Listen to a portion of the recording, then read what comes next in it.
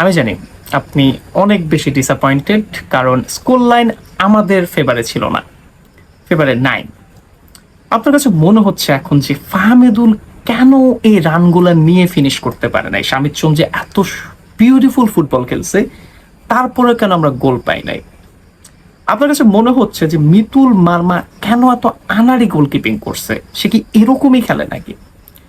আপনার কাছে এটাও মনে হচ্ছে যে যখন সেকেন্ড গোলে রিবাউন্ডটা আসছে, ইকসান ফান্দিকে কেন সাদউদ্দিন মার্ক করে নাই? আপনার কাছে এটাও মনে হচ্ছে যে মিডফিল্ডে কাজিম শাহ কি করতেছে? ফাহিম কেন ছক্কাটা মারছে? সে এত জোরে এসে কেন ছক্কাটা মারছে?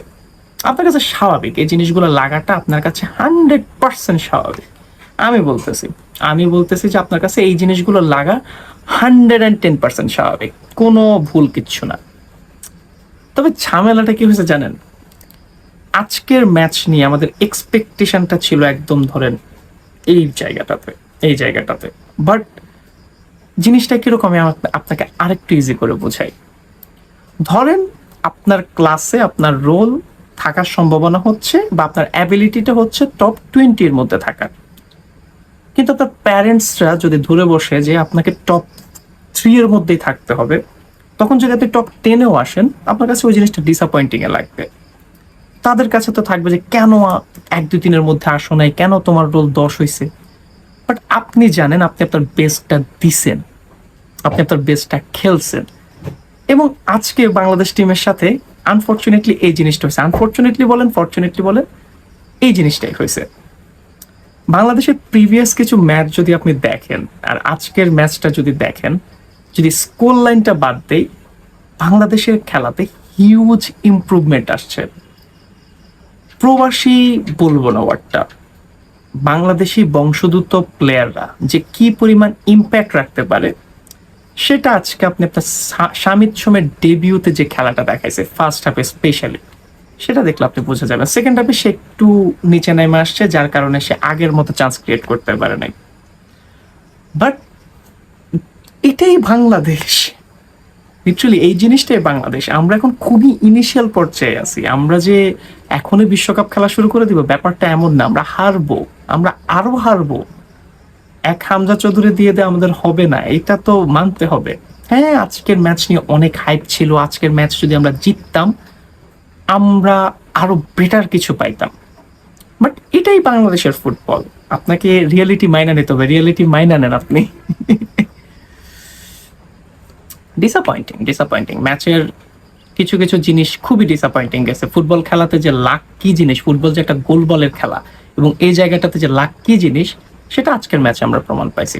আমরা কোনো 50-50 ডিসিশন আমাদের পক্ষে যায় নাই। কিছু কিছু ফাউল আমার দেখা, বাট ওগুলো দেয় না। জার্সি টানার পরে ফাউল দেয় নাই, সেটা ভিন্ন কথা। ক্লিয়ার পেনাল্টি পর্যন্ত দেয় নাই, ক্লিয়ার পেনাল্টি, বাট বিএআর নেই। আমরা যে আবার আবেদন করব সেই সুযোগটা নাই। এটাই হয়েছে। ম্যাচ নিয়ে কথাবার্তা বলতে গেলে বিশাল বড় ভুল ধরা যাবে, তাও কিছু কিছু ধরার ট্রাই করি। প্রথমত হচ্ছে স্টার্টিং 11-এ রাকিবকে কেন নাম্বার 9-এ আবার খেলানো হয়েছে? রাকিব নাম্বার 9 পজিশনে খেলা প্লেয়ার না, সে রাইট উইঙ্গার। সে সেখান থেকে সে ক্রস করবে, সে ড্রিবলিং করবে, সে রান নিবে, এটাই। সে নাম্বার 9 না। আপনি কাজিম শাহকে হচ্ছে আউট অফ পজিশন খেলাইছেন কেন? I don't know. সাদউদ্দিন যে খুব খারাপ খেলছে ব্যাপারটা এমন না, শুধু আমাদের চোখে লেগে আছে যে ইকসান ফান্দি যখন রিবাউন্ডে গোলটা করতেছিল তখন সে কেন মার্ক করে নাই। এরকম করে সাদউদ্দিন খেলে, সেটাকে ইসা ফয়সালকে নামানো উচিত ছিল। আজকে শাকিল আহাদ তপু ভালো খেলছে, অনেক ভালো খেলছে। সে জায়গায় আমি তাজউদ্দিনকে আমি চাইছিলাম, বাট সেখানে শাকিল আহাদ তপু ভালো খেলছে, খারাপ না। আমি না মানে আসলে এখন এই ম্যাচ শেষে আমি যে কিছু একটা আপনাদেরকে বলবো, সেই জিনিসটা আমার মুখে আসতেছে না। হ্যাঁ, অনেক কিছু নিয়ে এটা কি বলে যে বলা যায় যে রেফারিং আমাদের বিপক্ষে ছিল, আমাদের প্লেয়াররা কেন খেলা পারে না। মিতুল মার্মাকে আপনি ট্রোল করবেন, মিতুল মার্মা খেলা পারে না, বাট এই মিতুল মার্মা 2 দিন আগে হচ্ছে ভাই মারা গেছে, এই প্রেশারটা নিয়ে সে খেলতেছে, সে কিছু দারুণ দারুণ সেভ দিছে।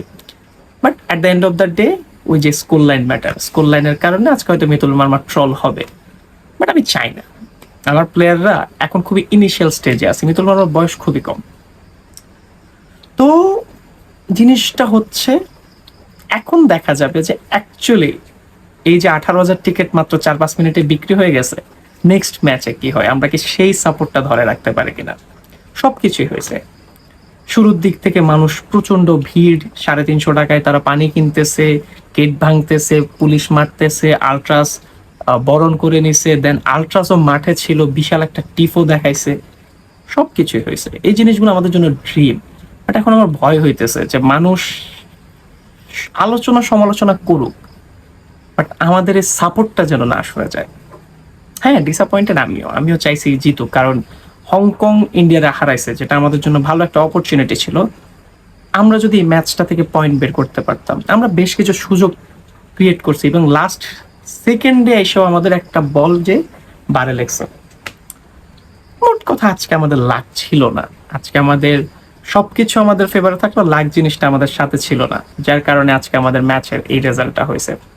বাট লড়াই করছে, লড়াই করছে। আমি জাস্ট একটা কথাই বলবো, আপনারা যারা আমাকে বিশ্বাস করেন, এতদিন ধরে বাংলাদেশের ফুটবল দেখার পর আমি আজকে এটা বলতে পারবো যে এমনি যদি আমরা খেলতে থাকি, আমাদের যদি আরেকটু টেকনিক্যাল ইমপ্রুভমেন্ট ঘটে, এই বাংলাদেশকে এই সিঙ্গাপুরের এগেনস্টে আপনি 4 থেকে 5টা গোল দিতে দেখবেন, যদি আমরা ফরওয়ার্ড লাইনে আরেক ক্রিয়া করি।